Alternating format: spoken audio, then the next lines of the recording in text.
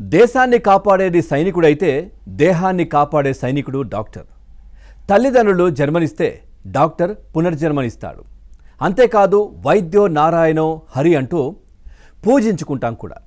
మరి ఇలాంటి డాక్టర్ చదువు వ్యవస్థ భ్రష్టు పట్టేందుపై యుద్ధం ప్రకటించింది ఒక కలం. ఎలుగెత్తి చాటుతోంది ఆ గళం.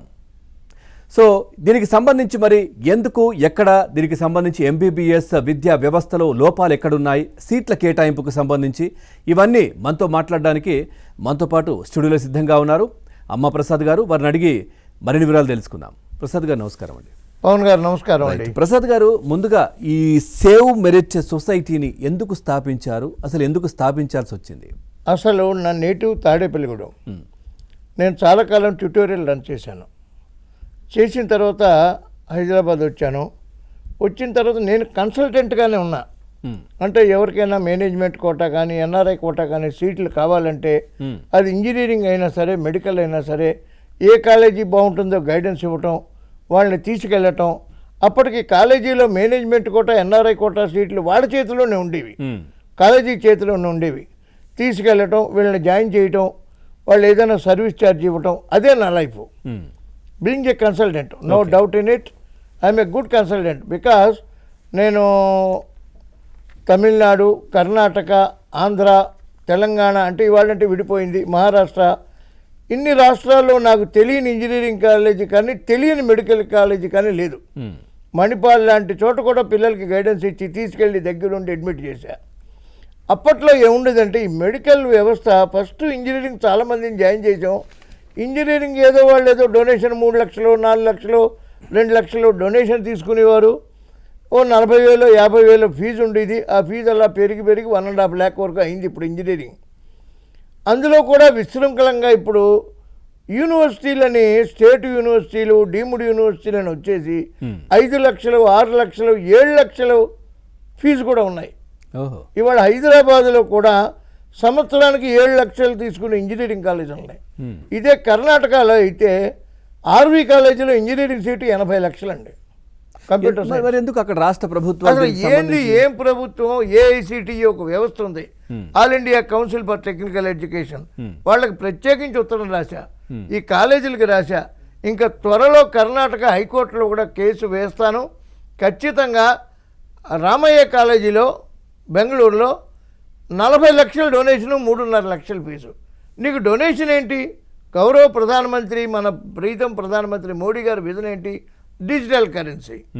డిజిటల్ కరెన్సీ అంటే 50 రూపాయలు కొబ్బరి బొండం తాగడానికి, 20 రూపాయలు టీ తాగడానికి ఆ డిజిటల్ కరెన్సీ.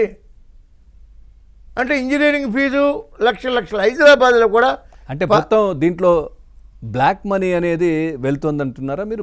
బ్లాక్ మనీ వెళ్ళటం ఏంటండి, బ్లాక్ మనీయే వెళ్తుంది. ఓకే. హైదరాబాద్లో కూడా 15 లక్షల రూపాయలు డొనేషన్ తీసుకుని ఇంజనీరింగ్ కాలేజీలు 6-7 కాలేజీలు ఉన్నాయి. ఓకే. 15 లక్షల డొనేషను, మళ్ళా ఫీజు 1.5 lakh ఇయర్లీ ఫీజు. వాళ్ళకి ఎన్ఆర్ఐ కోటా అనేది ఉంటుంది. ఇప్పుడు విఎన్ఆర్ విజ్ఞాన్ జ్యోతి ఉంది, వాళ్ళు 4 lakhs ఎన్ఆర్ఐ కోటా ఫీజు. వాళ్ళు డొనేషన్ తీసుకోరు. నువ్వు మెరిట్లో అప్లై చేసుకోవాలి, 95% ఉండాలి, ప్లస్ మళ్ళీ ఇది ఉండాలి, ఇది ఇప్పుడు ఇట్లాంటివన్నీ కూడా జేఏఈ ఎగ్జామ్ ఉండాలి. ఇవన్నీ ఉంటే మెరిట్ లిస్ట్ పెట్టి ఓన్లీ ఫీజు మీదే తీసుకుంటారు. ఆ సిస్టమ్ అన్ని కాలేజీలు ఎందుకు చెయ్యవు? ఇవాళ వాసవి ఉంది, ₹1 డొనేషన్ తీసుకోరు, ₹1 డొనేషన్ తీసుకోరు. అలా తంజావూరులో శాస్త్రాన్ని ఉంది, 98% ఉంటే కానీ సీట్ రాదు అక్కడ. అలాంటి పవిత్రమైన సంస్థలు, మాతో అమృతానందమయ్యి ఉంది, కొచ్చిన్లో ఉంది, కొల్లాంలో ఉంది, మన కోయంబత్తూరులో ఉంది, no donation. At the same time హైదరాబాద్లో డొనేషన్ తీసుకుంటుంటే ప్రభుత్వాలు నిద్రపోతున్నాయా? ఏఐసిటిఈ నిద్రపోతుందా? కొన్ని కాలేజీలు అయితే డొనేషన్ లేదు, 14 లక్షలు 13 లక్షలు 12 లక్షల ప్యాకేజీలు. ఇది ఎంఎల్ఆర్ఐటి, సిఎంఆర్, ఈ కాలేజీలన్నీ కూడా ప్యాకేజీలు 12 లక్షలు 13 లక్షల ప్యాకేజీలు. ఏంటి ప్యాకేజీలు? సార్ కంప్లైంట్స్ వెళ్ళాయా గవర్నమెంట్కి? ఎవరు, ఏం గవర్నమెంట్ అండి? ఎవరైనా పట్టించుకుంటున్నారా ఏంటి చెప్పండి? పట్టించుకుంటున్నారా? నువ్వు పెట్టు, 2 లక్షల ఫీజు పెట్టు, 3 లక్షల ఫీజు పెట్టు, ఆ ఫీజు గవర్నమెంట్కి ఒప్పించుకో, ఒక అప్లికేషన్ కన్వర్ట్ చేయి, మెరిట్ లిస్టులో పెట్టు, మెరిట్ ప్రకారం సీట్లు ఇచ్చేయి. ఒకవేళ నీ కాలేజీ ఫీజిబిలిటీ లేదంటే నీ కాలేజీ రంచడానికి ఎంత ఫీజిబిలిటీ ఉంటుందో నువ్వు పోరాటం చేసి తెచ్చుకో. మెడికల్ విద్యా వ్యవస్థలో కూడా సార్ అంటే ఇప్పుడు ఈ సేవ్ మెరిట్స్ సొసైటీ అంటే ఇప్పుడు ఈ విద్యా వ్యవస్థలో ఇట్లాంటిటువంటి ఇబ్బందులు ఉన్నాయనేటప్పుడు స్టార్ట్ చేస్తారా ఎట్లా? అది ఎట్లాగంటే సార్, ఇప్పుడు ఈ మెడికల్ విద్యా వ్యవస్థలో ప్రతి రాష్ట్రంలోనూ హెల్త్ యూనివర్సిటీ ఉంది. ఆంధ్రాలో ఎన్టీఆర్ హెల్త్ యూనివర్సిటీ, ఓకే, తెలంగాణలో కాళోజీ నారాయణరావు యూనివర్సిటీ, మన తమిళనాడులో MGR health university, Rajiv Gandhi health university కర్ణాటకలో. ఇలా ప్రతి రాష్ట్రంలో హెల్త్ యూనివర్సిటీ ఉంది. ఆ మెడికల్ కాలేజీలన్నీ అండర్ హెల్త్ యూనివర్సిటీ కిందకు వస్తాయి. ఓకే, ఎక్కడ యూనివర్సిటీలైనా అందరు యూజీసీ కిందకు వస్తాయి. అయితే డీమ్డ్ యూనివర్సిటీ వ్యవస్థ అని ఒకటి ఉంది. అవును, డీమ్డ్ యూనివర్సిటీ వ్యవస్థ, స్వయం ప్రతిపత్తి. అంటే ఇప్పుడు JSS Mysore, JNM Belgaum, and Madras SRM, SRMC Ramachandra, Pondicherry Mahatma Gandhi, DY Patil Pune, DY Patil Bombay, DY Patil Kolhapur, ఇవన్నీ డీమ్డ్ యూనివర్సిటీలు. ఓకే, ఇవి సుమారు ఒక 50 దాకా ఉంటాయి ఇండియాలో. వీళ్ళు they are conducting their own entrance examination. మన 2 తెలుగు రాష్ట్రాల్లో గీతం డీమ్డ్ యూనివర్సిటీ, రీసెంట్గా లాస్ట్ ఇయర్ మల్లారెడ్డి గారు. ఇప్పుడు దీంట్లో వాళ్ళు ఈ ఏదైతే ఎంట్రన్స్ ని వాళ్ళ పేపర్ కావచ్చు వాళ్ళదే ఉంటుంది అంతా, ఓన్ ఎంట్రన్స్ కండక్ట్ చేసేవారు ఇంతకు ముందు. ఓకే, చేస్తుంటే సపోజ్ ఒక కుర్రాడు ఎంట్రన్స్ రాయాలంటే ఈ should write Tamil Nadu entrance, Karnataka entrance, Andhra entrance, Telangana entrance, Maharashtra entrance. ఎన్ని డీమ్డ్ యూనివర్సిటీలు ఉంటే అన్ని ఎంట్రన్స్. అంటే తనకి ఎక్కడ వస్తుందో తెలియదు కాబట్టి వాడు ఎందుకు ఇన్ని ఎంట్రన్స్ రాయాలి ఏంటి అని ఆలోచించాను నేను. అప్పుడు నేను మద్రాసు వెళ్ళాను. ఒక కాలేజీలో ఒక కుర్రాడు చాలా బాగా ఎంట్రన్స్ రాసి రిజల్ట్ వచ్చినప్పుడు ఏడుస్తున్నాడు వాడు. నేను వెళ్ళి అడిగా, ఏంటి నీ పరిస్థితి ఏంటని. అంకుల్ నాకు ఒక 10 లోపు ర్యాంక్ రావాలి, ఒక 5,000 ర్యాంక్ ఇచ్చారు నాకు అన్నాడు. అంటే ఎవరిచ్చారు అది? వాళ్ళు డీమ్డ్ యూనివర్సిటీ ఓన్ ఎంట్రన్స్ కదా. అంటే ఇంకా వాళ్ళ ఇష్టం, ఇష్టారాజ్యం. అంటే చదువుకు ప్రాతిపదికన లేదు, ఇష్టారాజ్యం. వాళ్ళకి నచ్చిన వాళ్ళకి ఎంత వాడు మీరు వెళ్ళి 50 లక్షలు 60 లక్షలు డబ్బు మాట్లాడుకుంటే మీకు 3, 5, 9, 10 ర్యాంక్ ఇస్తాడు. డబ్బు మాట్లాడుకోని వాడికి వాడు ఇష్టం వచ్చిన ర్యాంక్ ఇస్తాడు. దాన్ని అడిగేవాడు లేడు, ఆ క్వశ్చన్ చేసేవాడు లేడు. ఇదేం వ్యవస్థరా?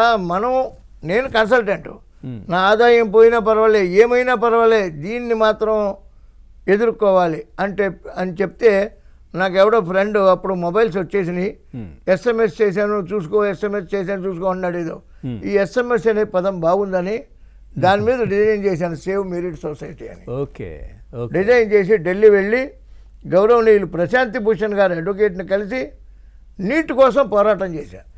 Okay, right. అక్కడ నుంచి ఆల్ ఇండియా కామన్ ఎంట్రన్స్ రావాలి వచ్చింది. ఇప్పుడు ప్రస్తుతం అదే అంటే ఆల్ ఇండియా కామన్ ఎంట్రన్స్ పెట్టాలని ఆల్రెడీ గవర్నమెంట్ ఆఫ్ ఇండియా దగ్గర ప్రపోజల్ ఉంది. నేను కూడా ఫైట్ చేశాను, వచ్చింది. ఇట్ ఇస్ వెరీ గుడ్, చాలా శుభ పరిణామం. ఆల్ ఇండియా ఒక్కటే ఎంట్రన్స్ జరుగుతుంది. డీమ్డ్ యూనివర్సిటీ ఎంట్రన్స్లు పోయాయి. ఏ రాష్ట్రంలో మోడీ గారి ఈ ప్రభుత్వం వచ్చిన తర్వాత దీనివల్ల సుమారు 5,000 కోట్ల రూపాయలు మెడికల్ సీట్ల స్కామ్ ఆగింది. కోట్ల రూపాయలు, 5,000 కోట్ల రూపాయలు. 5,000 కోట్ల అంటే అంతకుముందు 5,000 కోట్ల పైన దీంట్లో స్కామ్ జరిగేది మెడికల్. కేతన్ దేశాయ్ అని ఒక మహానుభావుడు గుజరాత్ ఆయన దీన్ని కబడ్డీ ఆడుకున్నాడు. Medical council of India kabaddi ఆడుకున్నాడు. తర్వాత పాత ప్రభుత్వంలో ఆంధ్రాలో ఆయనకి టీటీడీ బోర్డు మెంబర్ కూడా ఇచ్చారు. అంటే ఇప్పుడు ఆదాయ వనరు వాళ్ళందరికీ. అప్పుడు ఈ ఏదైతే MBBS ఆయన్ని ఆ కేతన్ దేశాయ్ గారి ఇల్లు రైడ్ చేస్తే బంగారపు ఇటుకలు దొరికాయి గోడల్లో. ఆయన్ని పట్టుకున్నారు, జైల్లో వేశారు, తిహార్ జైల్లో కూడా పెట్టారు. టీటీడీ బోర్డు మెంబర్ చేశారు. శ్రీ వెంకటేశ్వరుడు కూడా అటువంటి కరుణిస్తున్నాడు. అట్లాగే ప్రసాద్ గారు, ఇప్పుడు మెడికల్ అడ్మిషన్లలో ఇంకా ఏ విధమైనటువంటి అనైతిక విధానం ఇంకా దాంట్లో ఏమైందంటే ఆల్ ఇండియా ఎంట్రన్స్ వచ్చింది సార్. ఇప్పుడు ఆల్ ఇండియా ఎంట్రన్స్ వచ్చిన తర్వాత డీమ్డ్ యూనివర్సిటీ వ్యవస్థ అలాగే ఉంది. స్టేట్ యూనివర్సిటీ మెడికల్ కాలేజీల వ్యవస్థ కూడా అలాగే ఉంది. ఏ రాష్ట్రంలోనైనా మెడికల్ కాలేజీ సగం సీట్లు ఫ్రీ సీట్లు ఇచ్చేయాలి గవర్నమెంట్కి. తెలంగాణ ఫీజు 50,000 అండి. ఒక మెడికల్ కాలేజీలో 200 సీట్లు ఉంటే 100 సీట్లు గవర్నమెంట్కి 50,000కే ఇస్తారు. 35% మేనేజ్మెంట్ కోట, దానికి 12 లక్షల ఫీజు. ఇంకా 15% ఎన్ఆర్ఐ కోట, అంటే 30 సీట్లు. ఏంటి ఎన్ఆర్ఐ ఏంటి? నాన్ రెసిడెంట్ ఇండియన్ కోట. అంటే ఎవరికి ఇస్తారు అది? ఏ నాన్ రెసిడెంట్ ఇండియన్ రాడు, వీళ్ళే అమ్ముకుంటారు. ఆ కోటా పేరు చెప్పి అమ్ముకోవటం. అయితే ఇక్కడ ఏంటంటే నీట్ వచ్చిన తర్వాత అంటే ఏబిసి 3 కేటగిరీలు, 100, 70, 30 మ్మ్. మొత్తం యూనివర్సిటీ బిల్ చేస్తుంది. ఓకే. There is ఒక no- 50% ఏవైతుందో ఇచ్చేస్తారు అంతే. 50 కాదండి, మొత్తం 200 సీట్లు యూనివర్సిటీ బిల్ చేస్తుంది. గవర్నమెంట్కి ఇచ్చేవి అదేనండి, 50,000 ఫీజు ఏ కేటగిరీ, ఓకే 12 లక్షల ఫీజు బి కేటగిరీ, 70 సీట్లు. ఓకే. ఎన్ఆర్ఐ కోట 24 లక్షలు, ఎన్ఆర్ఐ కోట పెరుగుతోంది. 30 సీట్లు. మ్మ్. 3 కేటగిరీలు ఏబిసి 3 కూడా ప్రతి స్టూడెంట్ కూడా కాళోజీ నారాయణరావు యూనివర్సిటీకి, ఎల్టీఆర్ హెల్త్ యూనివర్సిటీకి అప్లై చేసుకుంటారు. చేసుకుంటే వాళ్ళ దగ్గరికి వెళ్ళిన తర్వాత వాళ్ళు అంటారు ఏం చేస్తారు, కౌన్సిలింగ్ స్టార్ట్ చేస్తారు. ఆ. ఏ అయిపోగానే బి స్టార్ట్ చేస్తారు. లేదనంటే ఎన్ఆర్ఐ కోటా ఉంది కావాలా 24 లక్షలు, కావాలా 24 లక్షలు. కట్టలేకపోతే రాసిచ్చే వేరే కోటా లేదు. నెక్స్ట్ ర్యాంకు, ఆ నెక్స్ట్ ర్యాంకు, ఆ నెక్స్ట్ ర్యాంకు, ఓకే. అలా ఇచ్చుకుంటూ పోతారు. ఇది ఒక రకమైన శుభ పరిణామమే. ఎట్లా? ఎలాగంటే మొత్తం సీట్లు కాలేజీ వాడి మీ ఇష్టం వచ్చినట్టు అమ్ముకుందుకు లేదు కదా, మ్మ్. యూనివర్సిటీ బిల్ చేస్తుంది కదా. మొత్తం 3 కేటగిరీలు యూనివర్సిటీ కౌన్సిలింగ్. ఓకే. అయితే ఇక్కడ ఏంటంటే ఒక అపోలో మెడికల్ కాలేజీ, ఒక కామినేని మెడికల్ కాలేజీ లాంటి పెద్ద కాలేజీల్లో 24 లక్షల ఫీజుకి పిల్లలు వచ్చేస్తున్నారు మ్మ్. డీడీలు తీసుకుని. మ్మ్. వీళ్ళు ఒకవేళ అమ్ముకున్నా సరే అయిపోతాయి, మ్మ్. డీడీ తీసుకుని వాళ్ళు వచ్చేస్తున్నారు. అలా అమ్ముకున్నారు కొన్ని కాలేజీలు. మ్మ్. మాకు 24 లక్షలు కట్టడానికి రారు అని అమ్ముకున్నారు. మ్మ్. అమ్ముకుంటే కౌన్సిలింగ్ నుంచి పిల్లలు వచ్చి కొనుక్కున్న వాళ్ళు డబ్బులు వెనక్కి ఇచ్చారు. ఓకే. బిఫోర్ లాస్ట్ ఇయర్ ఆ కాలేజీల పేరు చెప్పడం కూడా అనవసరం, వద్దు. ఒక 5-6 కాలేజీలు ఇచ్చే అట్లాగా. మ్మ్. మ్మ్. అయితే కొన్ని చిన్న కాలేజీలు ఉన్నాయి, మ్మ్. సురభి అని, వద్దు పేర్లు వద్దులేండి. ఇంకా చిన్న కాలేజ్. విఆర్కే అని, అవన్నీ బుట్ట కాలేజీలు ఉన్నాయి. కొన్ని ముస్లిం మైనార్టీ ఇన్స్టిట్యూట్లు, ఇవన్నీ కాలేజీలు ఉన్నాయి. ఈ కాలేజీల్లో 24 లక్షలకి రారు కదా. మ్మ్. 24 × 5 అంటే ఏమైంది, 120 అయింది. మ్మ్. 120కి రారని 1 crore సింగిల్ పేమెంట్, అబ్బా 95 సింగిల్ పేమెంట్, ₹1,00,00,000. 85 సింగిల్ పేమెంట్, మ్మ్. Single payment. లేదా ఏం నేర్చుకుంటారు సార్ వీళ్ళు? ఏం నేర్చుకుంటారు? ఎట్లాంటి సేవ చేస్తారు? లేదా సేవ ఉండదు కదా అప్పుడు. లేదా ఒక 90 lakhsకి మాట్లాడుకోవడం, మ్మ్. ఒక 50 ఇప్పుడు కట్టు, నెక్స్ట్ ఇయర్ 20 తర్వాత ఏదో నెగోషియేషన్. మ్మ్. నెగోషియేషన్లో వీళ్ళు అమ్మేసుకోవటం. అమ్ముకున్న మళ్ళీ యూనివర్సిటీ నుంచి పేరైతే రావాలండి. మ్మ్. అక్కడికి అప్లై చేసుకోవాలి, రూట్ అటు నుంచి రావాలి, రావాలి. ఇటు నుంచి డబ్బు వెళ్ళాలి, అటు నుంచి పేరు రావాలి. మ్మ్. ఇది 24 లక్షలు. మ్మ్. మరి ఆంధ్రాలో 36 లక్షలు అండి ఎన్ఆర్ఐ కోట. అబ్బా. మ్మ్. ఆంధ్రాలో 36 లక్షలు. పూనా డివై పార్టీలో 45 లక్షలు, అబ్బా పెరుగుతోంది. 45. బొంబాయి డివై పార్టీలో 50 లక్షలు. మ్మ్. మరి మెరిట్ స్టూడెంట్ పరిస్థితి ఏంటి? అంటే 50 లక్షలు కట్టుకుంటే కట్టుకో, డీడీ కట్టే 50 పెట్టరా. అంతే. ఎంత మెరిట్ వచ్చినా లేదు ఇంకా. లేదు, మీరు ఒకవేళ నిజంగా 50 లక్షలు కట్టాలని డీడీ పట్టుకుని వెళ్తే మీ ఎన్ఆర్ఐ స్పాన్సర్షిప్ లెటర్ ఏది? అదేంటి మళ్ళీ? ఎన్ఆర్ఐ కోట అంటే ఎన్ఆర్ఐ స్పాన్సర్ చేయాలి. అదొకటి. ఆ స్పాన్సర్ చేసి వాడు ఎంబసీ స్టాంప్ ఏది? మ్మ్. అది లేకపోతే ఒకవేళ అవన్నీ లేవు ఇంకా డబ్బులు ఇవ్వాలా? ఇవాళ డబ్బులు ఇవ్వక్కలే, మిమ్మల్ని రిజెక్ట్ చేస్తే సింగిల్ పేమెంట్ వాడు వస్తాడుగా. Okay okay okay. ఇక్కడ వీళ్ళ ప్రధాన ఉద్దేశం వీళ్ళని రిజెక్ట్ చేయాలా? రిజెక్ట్ చేయాలంటే చేసేయచ్చండి, ఎలాగైనా చేసేయచ్చు. ఓకే. ఎంబసీ స్టాంప్ అడగచ్చు, ఇట్లాంటి మెలికలు పెట్టి ఏదో ఒకటి పెట్టి. 6 నెలలు వాడి బ్యాంక్ స్టేట్మెంట్ అడగచ్చు, మ్మ్. మ్మ్. లేదా ఫీజు డాలర్స్లో వాడిని పే చేయమను. అక్కడ నుంచి అమెరికా నుంచో ఏదో ఎన్ఆర్ఐ ఎక్కడి నుంచైనా వెంక తిప్పేయాలంటే వాడిని తిప్పేయగలరు, వీళ్ళ చేతిలోనే ఉంది. లేదా నువ్వు సింగిల్ పేమెంట్ 2 crores కట్టేస్తే, సపోజ్ 40 లక్షల ఫీజు అనుకోండి, 5 సంవత్సరాలకి 2 కోట్లు అయింది కదా, 1.5 కోటి డబ్బు ఇప్పుడే కట్టేస్తే మొత్తం మూట పడేస్తే ఏ డాక్యుమెంట్ అక్కలే, మీరు అన్నీ సబ్మిట్ చేసినట్టే లెక్క. తర్వాత సార్ ఇప్పుడు ప్రస్తుతం అంటే మీ అభిప్రాయం ప్రకారం అసలు ఇక్కడ 24 ఏంటి ఎన్ఆర్ఐ కోట, అక్కడ 36 ఏంటి? అదే కదా నేను అడిగేది. వదిలేండి. ఇంకా ఇప్పటికీ డీమ్డ్ యూనివర్సిటీలు అలాగే ఉన్నాయి కదా. డీమ్డ్ యూనివర్సిటీ వాడు సగం సీట్లు గవర్నమెంట్కి ఇవ్వక్కర్లేదండి, ఇది మెయిన్ పాయింట్. ఇది ఎందుకు వాళ్ళు ఎందుకు ఇవ్వద్దు? డీమ్డ్ యూనివర్సిటీకి 200 సీట్లు ఉంటాయి కదా. అవును, దాంట్లో 100 ఇవ్వాలి కదా. ఇవ్వక్కర్లేదు. ఎందుకు? 85% వాడి own management quota, 15% NRI quota. అంటే 170 సీట్లకి ఫీజు ఎంత అనుకుంటున్నారు? 20 లక్షలు స్టార్టింగ్ నేను అదే అడుగుదాం అనుకుంటున్నాను. అంటే ప్రస్తుతం మీ అభిప్రాయం ప్రకారం ప్రస్తుత ఫీ సిస్టమ్ ఎట్లా ఉంది, అదేవిధంగా అందులో ఎట్లాంటి సమస్యలు ఉన్నాయి? అదేనండి. ఇప్పుడు డీమ్డ్ ఇప్పుడు 50,000 ఫీజుకి సగం సీట్లు తెలంగాణ కాలేజీలు ఇస్తున్నాయి. 10,000 రూపాయల ఫీజుకి ఆంధ్రాలో 10,000. ఓకే. ఏది సగం సీట్లకి 10,000. 35% సీట్లకి 12 లక్షలు, 15% సీట్లకి 36. ఇక్కడ 24, అక్కడ 36. కర్ణాటక వేరు, మహారాష్ట్ర వేరు, తమిళనాడు వేరు. తమిళనాడులో మీరు ఎన్ఆర్ఐ ఎవరైనా స్పాన్సర్ చేస్తే సార్ ఒక డౌట్, మీరు అన్నీ కలిపి ఎంట్రన్స్ ఎగ్జామ్ ఒకటే వచ్చింది ఇప్పుడు entrance exam, but there is no single counselling system. అది అడుగుతున్నాను. అది ఎందుకు ఉండట్లేదు? అట్లాగే ఫీజ్ స్ట్రక్చర్ కూడా ఎందుకు అన్ని రాష్ట్రాల్లో సమానంగా ఎందుకు ఉండదు? ఉండదు. ఎందుకు ఉండదు అంటే మరి అది నేషనల్ మెడికల్ కమిషన్ అడగాల. పేరులోనే కమిషన్ ఉంది అక్కడ. లేదు సార్, ఇప్పుడు ఎగ్జామ్ పేరుకి సార్థకం చేస్తున్నారు. ఎగ్జామ్ మాత్రం అన్ని రాష్ట్రాల్లో ఒకటే ప్రస్తుతం, అందరూ సింగిల్ ఎంట్రన్స్ ఉంది. మరి ఫీజ్ స్ట్రక్చర్ ఎందుకు ఆ విధంగా సింగిల్ ఫీజు లేదు? సరికదా, డీమ్డ్ యూనివర్సిటీలు సగం సీట్లు ఇవ్వక్కర్లేదు. అదెందుకు? ఇప్పుడు సగం సీట్లు వీడు 50,000కి, వాడు 10,000కి, ఆ కర్ణాటకలో 13,000కి ఇస్తున్నారు సగం సీట్లు. అవును.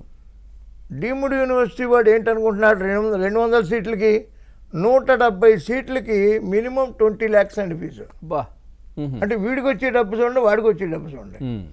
ఇంకా సపోజ్ ఆ ఎన్ఆర్ఐ 30 సీట్లనే కదండి, దాని ఫీజు ఎంత అనుకుంటున్నారు? స్టార్టింగ్ 40. ఇష్టానుసారం ఎవరికి నచ్చినట్టు వాళ్ళు. అది మళ్ళా ఈ స్టేట్ హెల్త్ యూనివర్సిటీలు 5 సంవత్సరాలకి ఫీజు కలెక్ట్ చేస్తాయి.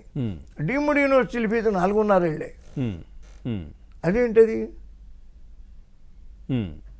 ఒకే దేశంలో ఉన్న మెడికల్ కాలేజీలు కొన్ని ఫీజు 4.5 ఏంటి, కొన్ని ఫీజు 5 ఏంటి?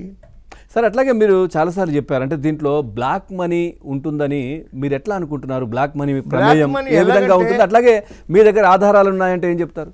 ఇప్పుడు బ్లాక్ మనీ ఎలాగంటే ఆధారాలు నేను ఎందుకంటే చాలా ఈజీ ఆధారాలు, చాలా ఈజీ. ఇది కళ్ళజోడు అని ప్రూవ్ చేయంటే ఎలాగంటే ఇది కళ్ళకు పెట్టుకుంటే తెలుస్తుంది. ఓకే. ఇది తీసేస్తే ఏం కనపడదు, తీస్తే పెట్టుకుంటే కనపడదు. ఎందుకు మరి అంత క్లియర్గా అన్ని లక్షలు కోట్ల రూపాయల చేతులు మారుతా ఉంటే ఆధారం ఏమవుతుందండి? Simple logic. నేనే త్వరలో కోర్టుకు వెళ్తున్నా, అన్నీ వస్తాయి. మీరు మళ్ళీ డిబేట్లు చాలా వస్తాయి, అన్ని టీవీల్లోనే వస్తాయి. ఎలాగంటే ఒక మెడికల్ కాలేజీ లాస్ట్ ఇయర్ నీ దగ్గర 200 MBBS సీట్లు, ఒక 70 PG సీట్లు ఇచ్చావు. ఓకే. 270 మందిని అడ్మిట్ చేసుకున్నావు. అది ఫ్రీ కేటగిరీ ఏమని, బి కేటగిరీ ఏమని, ఎన్ఆర్ఐ కోటా ఏమని. ఈ 200 మంది కట్టినటువంటి ఫీజు వివరాలు వైట్ మనీ రూపంలో చూపించని కోర్టు అడిగితే అయిపోయినట్టే. మరి ఎందుకు అడగట్లేదు? అయిపోతే కాలేజీకి పెద్ద తాళం పట్టుకెళ్ళి వేయాలండి. ఎందుకు జరగట్లేదు అలాగా? అడగరు సార్. నీ 200 MBBS సీట్లు, ఒక 70 PG సీట్లు, 270 మంది కట్టిన ఫీజు వివరాలు వైట్ మనీ రూపంలో మనీ ట్రాన్స్ఫర్ చేశారు, డీడీ కట్టారు, చెక్ ఇచ్చారు. వైట్ మనీ రూపంలో మోడీ గారిని గౌరవిస్తూ డిజిటల్ కరెన్సీ రూపంలో చూపించని కోర్టు ఒక కాలేజీని అడిగితే ఎట్లా చూపిస్తుంది సార్? ఇప్పుడు 40 లక్షలని వాళ్ళు చెప్పారు, మేము అంత తీసుకోలేదని అంటారు. ఎంత తీసుకున్నావు అది చూపించు. మరి నీ ఫీజు 40 కదా, నీ ఫీజు 40. ఓకే. నీ ఫీజు ఇయర్లీ 40 అండి. సపోజ్ ఆంధ్రాలో 36 లక్షలు అండి ఎన్ఆర్ఐ కోట. 36 × 5 ఎంత అండి? 180. 36కి ఇచ్చావా? ఇవ్వలేదు. ఎంతకి తగ్గించి ఇచ్చావు? 30కి ఇచ్చావా? లేదా 25కి ఇచ్చావా? 20కి ఇచ్చావా? ఆ 20కే ఇచ్చినప్పుడు నువ్వు 36 ఎందుకు పెట్టావు? 20 పెట్టచ్చు కదా. ఓకే. అవును. నువ్వు 36 పెట్టడం వల్ల 300 మార్కులు రావట్లేదు. వాళ్ళకి మెరిట్ స్టూడెంట్స్కి అవకాశం ఉండట్లేదు. 36 పెట్టడం వల్ల 300 మార్కులు వాడు రాలేదు. నువ్వేం చేస్తున్నావు? 36ని తగ్గించేసి నీకు నువ్వే తగ్గించేసుకుని 22 × 5 110 సింగిల్ పేమెంట్ కట్టమంటున్నావు. ఏ సారాపాటలో దొంగ వ్యాపారం చేసినాడో, దొంగతనం చేసినాడో, క్లబ్బులు నడిపినాడో ఆ పట్టుకొచ్చి ఆ 1,10,00,000 నీ ముఖాన్ని కొడతాడు. వాడికి 200 మార్కులే ఉంటాయి. ఇదే 22 లక్షలు నువ్వు కలెక్ట్ చేస్తే 36 పెట్టకుండా 300 మార్కులు వచ్చేవాడు కదా, వాడు వచ్చేవాడు కదా. వాడు మెరిటాడ్ వెనక్కిపోతున్నాడు, నాన్ మెరిటాడ్కి నువ్వు సీట్లు ఇస్తున్నావు. ఎందుకు మరి దీంట్లో మార్పు ఎందుకు రావట్లేదు? నువ్వు తగ్గించి ఎందుకు ఇస్తున్నావు? నువ్వు 36 లక్షలు పెట్టినప్పుడు 36 లక్షలకి నీ ఫీజు ఎవ్వడు జాయిన్ కాలేదయ్యా. Then you reduce it to 30 NRI quota. 30కి ఎవడు జాయిన్ కాలేదా, యూ రెడ్యూస్ ఇట్ టు 25. నువ్వు యూ డూ యువర్ సెల్ఫ్. అంటే ఫీజ్ స్ట్రక్చర్ అంతంత ఉండాలా సార్? ఖచ్చితంగా ఉండాలా? 40-50 లక్షలు ఏంటి స్ట్రక్చర్ అంత ఉండాలా ఇంత ఉండాలా అని కాదండి. వాళ్ళ ఇష్టం వచ్చినట్టు ఫీజు పెట్టేసుకుంటున్నారు సార్. స్టేట్ గవర్నమెంట్లు యాక్సెప్ట్ చేస్తున్నాయి. ఇంకా చాలా రహస్యాలు సార్. గవర్నమెంట్లు అన్ని కాలేజీల దగ్గర సీట్లు తీసుకుంటాయి, ఒక్కొక్క సీట్ 2 సీట్లు. వాళ్ళు అనుయాయులకు ఇచ్చుకుంటారు. ఎన్ని 1, 2 దీంట్లో. అసలు డీమ్డ్ యూనివర్సిటీ సగం సీట్లు వీళ్ళు ఇచ్చిన 50,000కో 10,000కో 60,000కో 30,000కో ఎందుకు ఇవ్వరు సార్? ఎంతమంది నష్టపోతుండొచ్చు మీ అంచనా ప్రకారం? ప్రతిభావంతులైనటువంటి విద్యార్థులు ఈ వ్యవస్థ వల్ల, ఇట్లాంటి లోపాల వల్ల వేల మంది. అసలు ఒక్కొక్క విద్యార్థి 5 రాష్ట్రాలు అప్లై చేసుకోవడం ఏంటండి? అసలు డీమ్డ్ యూనివర్సిటీలకు అప్లికేషన్ ఎట్లాగో తెలుసా? దాన్ని ఎంసీసీ అని పెట్టారు. ఎంసీసీకి అప్లై చేసుకుంటే ఆల్ ఇండియా డీమ్డ్ అన్ని కలిపి ఒక అప్లికేషను. ఓకే, అది వేరు. మళ్ళీ అది వేరు. స్టేట్ యూనివర్సిటీలకి మళ్ళా కాళోజీ, ఎన్టీఆర్, రాజీవ్ గాంధీ, ఎంజీఆర్ ఈ స్టేట్ యూనివర్సిటీలకు అప్లై చేసుకోవాలి. వీళ్ళ కౌన్సిలింగ్, వాళ్ళ కౌన్సిలింగ్, వీళ్ళ ఫీ స్ట్రక్చర్ వేరు. వాడు కర్ణాటక వాడేమో అప్లికేషన్ వెరిఫికేషన్ అంటాడు. సీట్ వచ్చిన తర్వాత జాయిన్ అవ్వకపోతే 5 లక్షలు కట్టాలి వాడి దగ్గర. జాయిన్ అవ్వకపోతే 5 లక్షలు కట్టే వరకు సర్టిఫికెట్లు ఇవ్వడాడు. మీరు సర్టిఫికెట్లు అని పెట్టేసుకుంటాడు వాడు. అప్లై చేసే సర్టిఫికెట్లు పెట్టేసుకుంటాడు. ఇక్కడ పెట్టుకోరు. తమిళనాడులో ఎన్ఆర్ఐ కోటాకి ఎన్ఆర్ఐ స్పాన్సర్ చేసినాడు, మీకు వాడిది ఫ్యామిలీ ట్రీ చూపించాలి. ఇక్కడ అక్కర్లేదు. మహారాష్ట్రలోనేమో బ్యాంక్ స్టేట్మెంట్ అడుగుతాడు, వీడు ఎంబసీ స్టాంప్ అడుగుతాడు, ఇంకోటి అడగడం. అసలు అంత గందరగోళం సార్. మరి దీనికి ఎందుకు సార్ ప్రభుత్వాలు రీసెంట్గా ఒక పాయింట్ ఏంటంటే, యాక్చువల్గా మెడికల్ ఎడ్యుకేషన్ ఈజ్ కాస్ట్లీ, అంతవరకు నేను ఒప్పుకుంటా. ప్రతిదానికి సాధక బాధకాలు. మెడికల్ కాలేజీల వాళ్ళకు కూడా బాధలు ఉన్నాయి. ఎలాంటి బాధలు అంటే, ఈ మెడికల్ కాలేజీలు సీట్లు అమ్మేసుకుని బ్లాక్ మనీ వసూలు చేసుకుని కంట ఒక రైట్ వేలో రావాలి గవర్నమెంట్ ఆఫ్ ఇండియా దగ్గరికి. అది ఏంటంటే 3,80,000 అండి. ఇమాందారీ జడ్జిమెంట్ ప్రకారం 2004లో ఒక మెడికల్ విద్యార్థికి ఒక గవర్నమెంట్ కాలేజీలో ఖర్చు అయ్యే ఖర్చు 3,80,000. గాంధీలో ఖర్చు అయ్యే ఖర్చు, ఉస్మానియాలో ఖర్చు అయ్యే ఖర్చు. అది ఇప్పుడు ఎంత అయి ఉంటుంది? చాలా అయ్యి ఉంటుంది కదా. 2004లోనే 3,80,000 అంటాయి. పైగా ఈ మెడికల్ కాలేజీకి ఎంఆర్ఐ, సిటీ స్కాన్లు ఎక్విప్మెంట్లు కొంటారు. అవి సీమెన్స్, ఫిలిప్స్ అన్ని ఇంపోర్టెడ్ ఎక్విప్మెంట్లు. అవి 15 కోట్లు 8 కోట్ల ఎక్విప్మెంట్లు. అవి ఇంపోర్టెడ్ ట్యాక్స్ ఉంటుంది. గవర్నమెంట్ ఏ ట్యాక్స్ రాయితీ ఇవ్వదు. ఓకే, వీళ్ళకి 30 లక్షలు కరెంటు బిల్లు వస్తుంది నెలకి. 30 లక్షలు మినిమం. 30కి పైన కానీ తక్కువ ఏ మెడికల్ కాలేజీకి రాదు. ఆ కరెంటు బిల్లు రాయితీ ఇవ్వదు, వాటర్ బిల్లు రాయితీ ఇవ్వదు, ల్యాండ్ ట్యాక్స్లో రాయితీ ఇవ్వదు. సగం సీట్లు గవర్నమెంట్కి ఇవ్వాలి. ఇస్తున్నాం కదా అని చెప్పి మరి ఇంకో దొడ్డిదారు వాళ్ళు ఎత్తుకుంటున్నారు డబ్బు సంపాదించడానికి. అట్లే కదా మరి. ఇప్పుడు బలహీనమైనటువంటి విద్యార్థులు, ఆర్థికంగా బలహీనమైనటువంటి విద్యార్థులు, వాళ్ళ పరిస్థితి ఏంటి మరి? ఇప్పుడు వాళ్ళు డాక్టర్లు అవ్వద్దా? వాళ్ళకు డాక్టర్ వృత్తికి దూరమైన వాళ్ళంతా అసలు ఇంకా మెడికల్ కాలేజీలు కూడా రావాలండి. ఇంకేదంటే 300 మందికి ఒక డాక్టర్ ఉండాలి WHO నామ్స్ ప్రకారం. ఈ మెడికల్ కాలేజీల్లో కూడా అన్ని చోట్ల కూడా పేషెంట్ ఫ్లో లేదు. అసలు వీళ్ళకి ఏంటంటేనండి, ఒక కార్పొరేట్ హాస్పిటల్ ఉండక్కలే, ఒక జనరల్ హాస్పిటల్ ఉండాలి, ఫ్రీ ట్రీట్మెంట్ ఇవ్వాలి, పేషెంట్తో పాటు పేషెంట్ అటెండర్కి ఫుడ్ ఫ్రీగా పెట్టాలి, స్కానింగ్లు వాటికి వీటికి రూపాయి కూడా ఛార్జ్ చేయకూడదు. ఇన్ని రూల్స్ ఉన్నాయి సార్. ఏ మెడికల్ కాలేజీ పాటించదు. మెడికల్ కాలేజీలు అని అంటే అసలు విద్యా విధానంలోనే, భారతదేశ విద్యా విధానంలోనే 100 లోపాలు ఉన్నాయి సార్. 100 లోపాలు. మీరు చూడండి, మీ అబ్బాయికి MBBS ఎంట్రన్స్ రాస్తే గాంధీ మెడికల్ కాలేజీలో సీట్ వస్తే ఆనందంగా తీసుకుంటారు. JNTU ఇంజనీరింగ్ కాలేజీలో క్యాంపస్లో సీట్ వస్తే ఆనందంగా తీసుకుంటారు. అంటే హయ్యర్ ఎడ్యుకేషన్ వ్యవస్థ వచ్చేటప్పటికి గవర్నమెంట్ సంస్థలు బాగున్నాయి. మరి గవర్నమెంట్ జూనియర్ కాలేజీ వాడికి ఎంసెట్లో కానీ నీట్లో కానీ ర్యాంకులు ఎందుకు రావు? అవును. మీ అబ్బాయిని ఫస్ట్ క్లాసో సెకండ్ క్లాసో జాయిన్ చేయాలంటే నారాయణ కాన్సెప్ట్ స్కూల్లో, చైతన్యానం, ఓక్ రిడ్జో, ఇంకోటో భారతీయ విద్యాభవనం ఎంచుకుంటారు. హైయర్ ఎడ్యుకేషన్కి వచ్చేటప్పటికి ఉస్మానియా యూనివర్సిటీ అడుగుతారు. ఎందుకు అది సార్? అంటే మరి లోయర్ ఎడ్యుకేషన్కి కూడా ఒక IAS ఆఫీసర్ ఉన్నాడు, ఒక MEO మండల ఎడ్యుకేషన్ ఆఫీసరు, ఒక డిఈఓ, ఒక మంత్రి, బడ్జెట్లో వేల కోట్ల కేటాయింపులు ఉన్నాయి. లోయర్ ఎడ్యుకేషన్లో ఎక్కడ గవర్నమెంట్ ఎడ్యుకేషన్ బాగుండదు.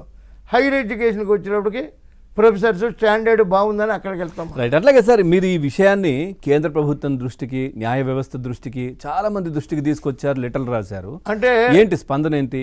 ఒక లెటర్ కాదు సార్, నేను మీరు నమ్మండి నమ్మకపోండి, మా తాళ్లపల్లి రాజశేఖర్ అని ఒక బీజేపీ లీడర్, ఆయన హైకోర్టు అడ్వకేటు, ఆయన సహకారంతో సేవ్ మెరిట్ సొసైటీ స్థాపించాను. మాకు అఫీషియల్ లీగల్ అడ్వైజర్ ఆయన. ఇద్దరం కలిసి కూర్చుని చర్చించి సుమారు గత ఈ 12 సంవత్సరాల ప్రస్థానంలో నేను ఆర్థికంగా నష్టపోయినా ఏమైనప్పటికీ కూడా భయం అనేది తెలియకుండా రాష్ట్రపతి గారి దగ్గర నుంచి మన దగ్గరున్న మన పక్కనున్న మున్సిపల్ కౌన్సిలర్ వరకు కూడా సుమారు ఈ 12 సంవత్సరాల్లో 3 లక్షల రూపాయల పైన రిజిస్టర్ పోస్టులు ఖర్చు పెట్టాను సార్ నేను. అంటే ఎన్ని ఉత్తరాలు రాసి ఉంటాను చూడండి. మరి ఏంటి స్పందన ఏంటి? ఏం స్పందన sir? We registered your issue sent to the concerned authorities. గౌరవ సుప్రీంకోర్టు చీఫ్ జస్టిస్ గారికి, ఆంధ్రప్రదేశ్ హైకోర్టు చీఫ్ జస్టిస్ గారికి, తెలంగాణ హైకోర్టు చీఫ్ జస్టిస్ గారికి సుమోటోగా నా లెటర్ తీసుకోండి. మెడికల్, ఇంజనీరింగు, లేకపోతే భారతదేశ విద్యా వ్యవస్థ గురించి నేను మీ కళ్ళ ముందు మాట్లాడుతాను, గౌరవనీయులారా నాకు ఒక అవకాశం ఇవ్వండి అని ఉత్తరాలు రాశాను. We registered your letter, we will inform you అని. ఒకవేళ వాళ్ళు పిలిస్తే కనుక, వాళ్ళు మాట్లాడితే కనుక ఈ సమస్యలకు సంబంధించి, అంటే మీరు ఇలాంటి అక్రమాలపై ఎలాంటి చర్యలు తీసుకోవాలని కోరుకుంటున్నారు? అంటే సుమోటోగా కేసులు తీసుకోవడమా, పారదర్శకతనా, లేకపోతే నియంత్రణనా? ఇప్పుడు ఆంధ్రప్రదేశ్లో 36 లక్షలు సార్ కాలేజీలని 36 లక్షలు డీడీలు కట్టిన వాళ్ళని చూపించమని ఎంతమంది చూపెడతారు? ఒక్కొక్క కాలేజీకి 15% అంటే 30 సీట్లు కదా, 200 సీట్లు 30 సీట్లు కదా, 20 కాలేజీలు ఉన్నాయి, 18 కాలేజీలు ఉన్నాయి, 18 ఊళ్ళు 540 సీట్లు, 540 ఎన్ఆర్ఐ కోటా సీట్లలో 36 లక్షలు డీడీ కట్టిన వాళ్ళని చూపించమనండి. 10 మందిని చూపించమనండి 540 సీట్లలో. 10 ఎంత చూపిస్తారు సార్? ఏమి చూపించారు సార్?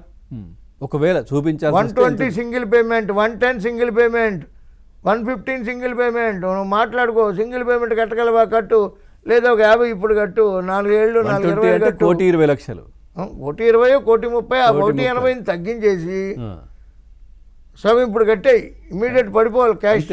లైన్ లో ఉన్నారు, చాలా మంది ఉన్నారు, లేవు సీట్లు అన్నీ అంతే. మళ్ళీ యూనివర్సిటీ నుంచే పేరు రావాలండి. You have to apply to the university, name should come from there only.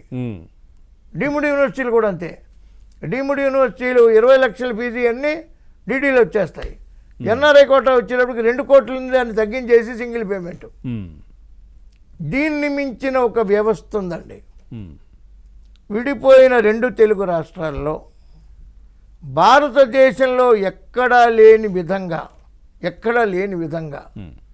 PG medical సీట్లలో ఇన్స్టిట్యూషనల్ కోటా అని ఒకటి ఉంది.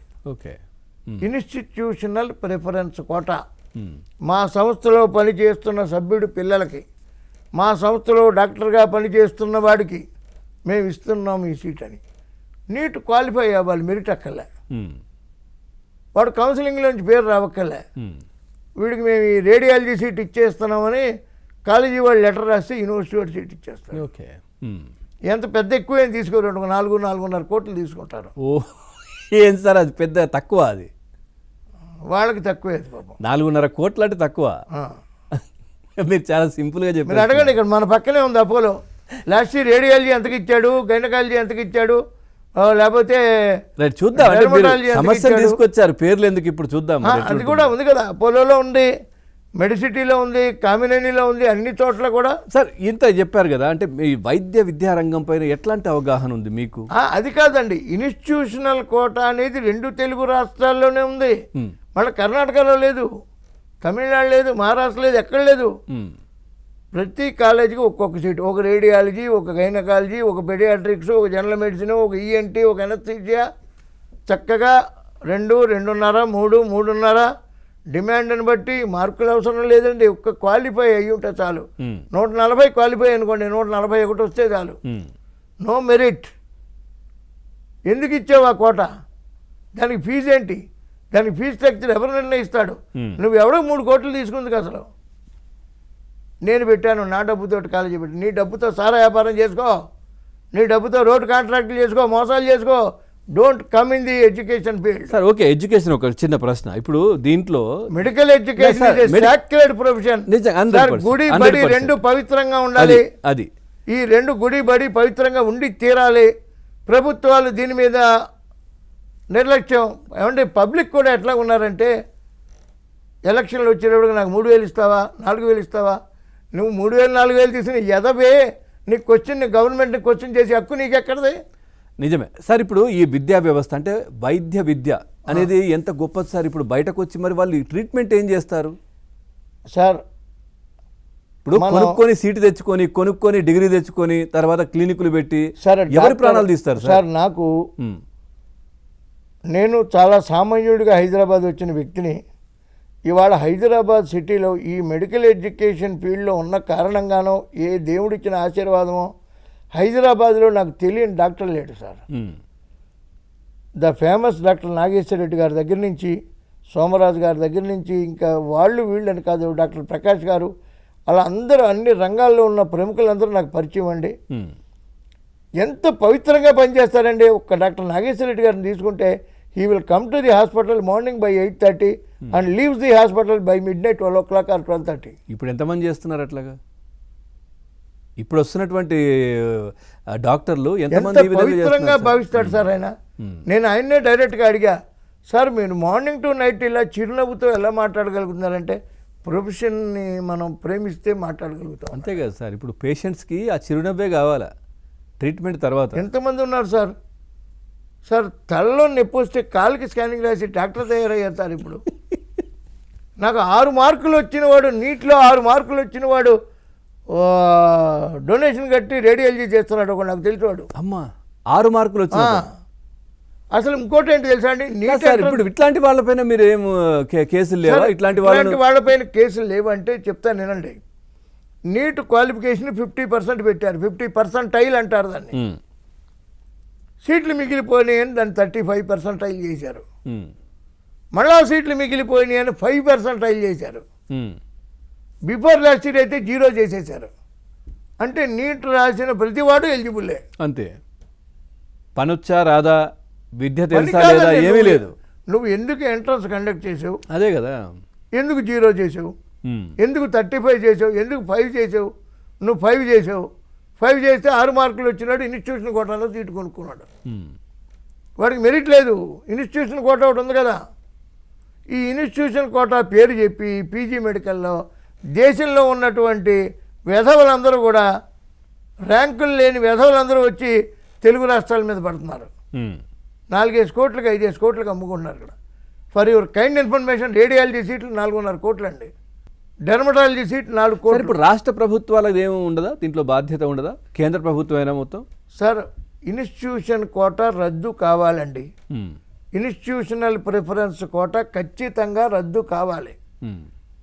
ఏం చేసి కర్ణాటకలో లేదు, తమిళనాడు లేదు. నేను కర్ణాటక మెడికల్ కాలేజీ అసోసియేషన్తో మాట్లాడాను. మరి వాళ్ళకి ఇచ్చారు, మాకు కూడా ఇవ్వని అడగండి.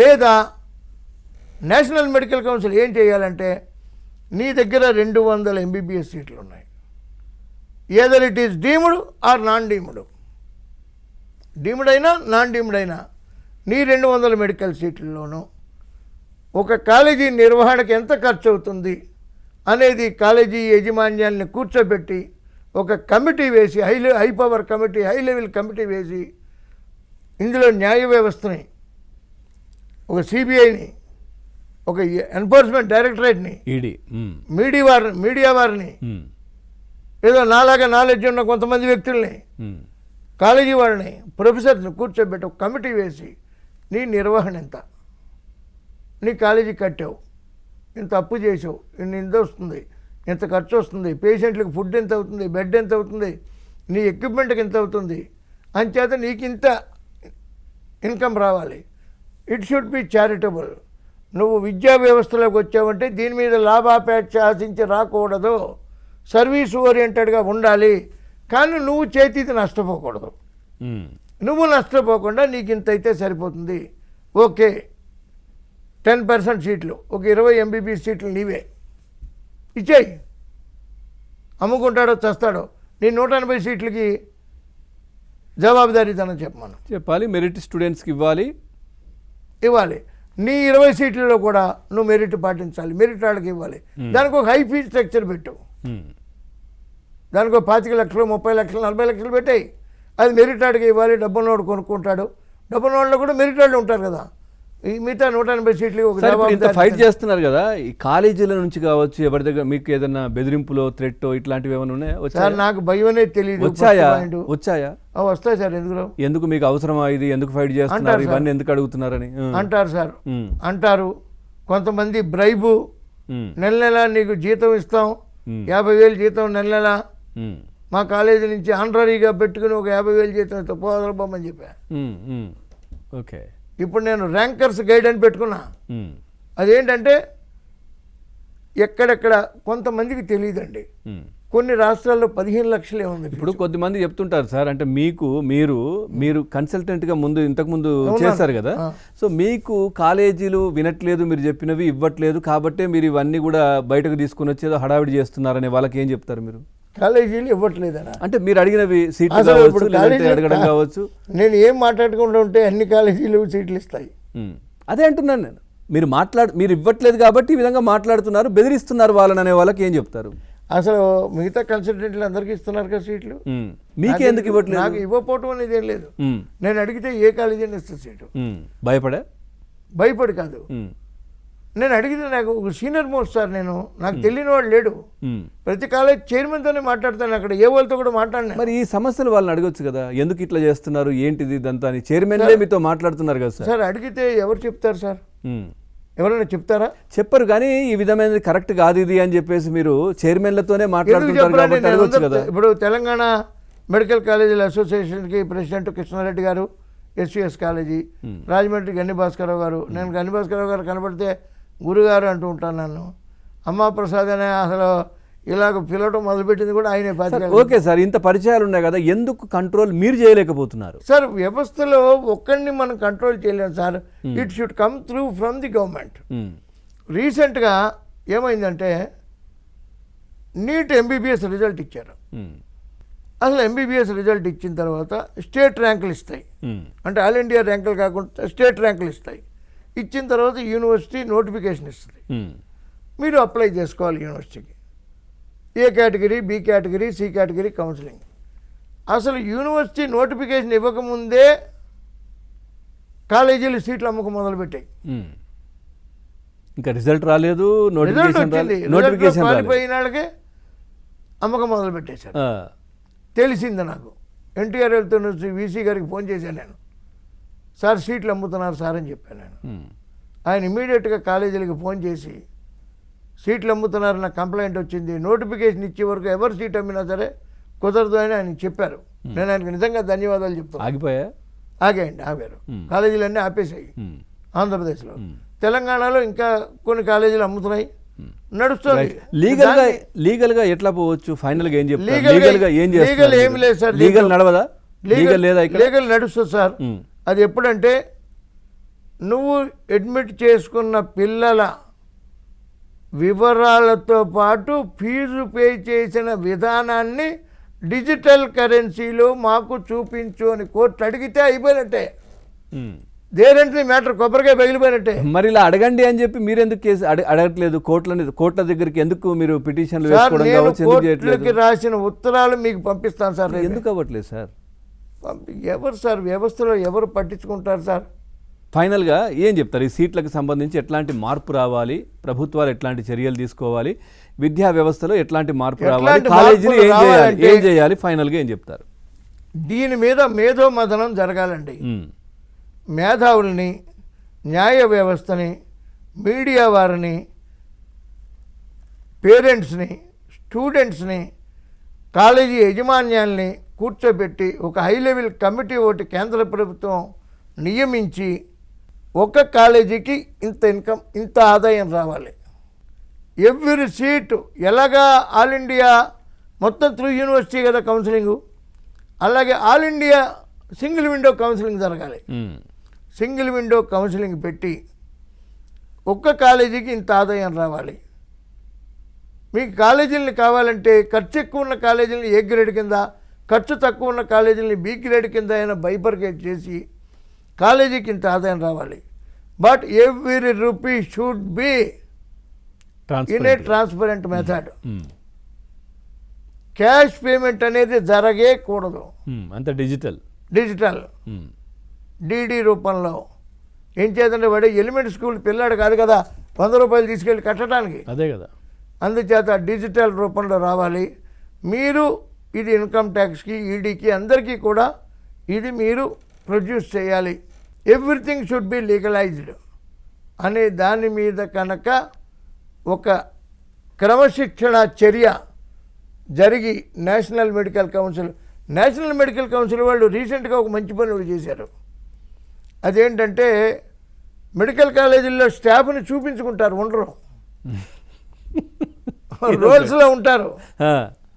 6 గైనకాలజిస్టులు, 9 మంది రేడియాలజిస్టులు, 16 మంది ENT వాళ్ళు ఉంటారు. అక్కడ ఉండరు. ఇన్స్పెక్షన్ జరిగిన రోజున వస్తుంది. ఒక మంచి విచిత్రం చెప్తానండి. ఒక 10 ఏళ్ల క్రితం జరిగింది. సేలం మెడికల్ కాలేజీకి టీం ఇన్స్పెక్షన్కి వచ్చింది. పడుకోబెట్టేశారు బెడ్ల మీద. పేషెంట్ నిండా చేతి నిండా కట్లు ఉన్నాయి. ఆ వచ్చినాడు, నీకు ఇది చాలా పెద్ద ప్రమాదంలో ఉంది, ఇది దీనికి ఆపరేషన్ అవసరం అంటే వాడు వెంటనే కట్లు గిట్లు తీసి నాకేమీ లేదు మహాప్రభు నన్ను పడుకోబెట్టారు ఇక్కడ ఓకే అన్న సిచ్యుయేషన్ కూడా జరిగిందండి. అలాగే నామినల్ డోర్స్లో ఉండటం, ఇన్స్పెక్షన్ టైంకి ఎక్కడెక్కడి నుంచో తీసుకొచ్చి బెడ్ల మీద పడుకోబెట్టడం, ఇవన్నీ కాకుండా ఒక సిస్టమ్ని రూపొందించాలి. మేధావులు ఉన్నారు. గన్నిభాస్కరరావు గారు డాక్టరు, తెలుగు మెడికల్ కాలేజీల ప్రెసిడెంట్. ఇట్లాంటి వాళ్ళు అందరినీ కూర్చోబెట్టి ఒక రకమైనటువంటి ఒక సిస్టమ్ని రూపొందించాలి. హై ఫీ స్ట్రక్చర్ ఎందుకు పెడుతున్నావు, దాన్ని తగ్గించి సింగిల్ పేమెంట్కి నువ్వు ఎందుకు ఇస్తున్నావు? రైట్. ఖచ్చితంగా మీరు అంటున్నట్టుగా పారదర్శకంగానే ఈ MBBS సీట్లు కావచ్చు, ఏదైనా విద్యా వ్యవస్థలో అన్నిట్లలో కూడా ఆ విధంగా ఉండాలి. థ్యాంక్ యూ వెరీ మచ్ అమ్మ ప్రసాద్ గారు. ఖచ్చితంగా మీరు ఏదైతే కేంద్ర ప్రభుత్వానికి కావచ్చు, లేదంటే రాష్ట్రాల ప్రభుత్వాలకు, న్యాయ వ్యవస్థకు రాసినటువంటి లెటర్లు ఏవైతే ఉన్నాయో ఖచ్చితంగా దాంట్లో చొరవ తీసుకోవాలి. I'm reaching 66. నా జీవితంలో ఏదైనా ఒక మార్పు చూడాలని నేను హృదయపూర్వకంగా నేను నమ్మిన దుర్గమ్మ తల్లిని కోరుకుంటున్నాను. Right. Thank you very much Prasad గారు. రైట్. ఇక ఏదేమైనప్పటికీ కూడా ఖచ్చితంగా విద్యా వ్యవస్థలో, ముఖ్యంగా MBBS విద్యా వ్యవస్థలో మార్పు రావాలి. ఈ ఫీ స్ట్రక్చర్ ఏదైతే ఉందో అదంతా పారదర్శకంగా ఉండాలి. అంటే డిజిటల్ పేమెంట్స్ కూడా జరగాలి. అట్లాగే ర్యాంకర్స్ ఎవరైతే ఉన్నారో వాళ్ళకు మాత్రం ఎట్లాంటి అన్యాయం జరగకూడదని అమ్మ ప్రసాద్ గారు మాట్లాడుతూ ఉన్నారు, చెప్తా ఉన్నారు. ఇది వాళ్ళ చర్చ. తాజా సమాచారం కోసం చూస్తూనే ఉండండి ABN.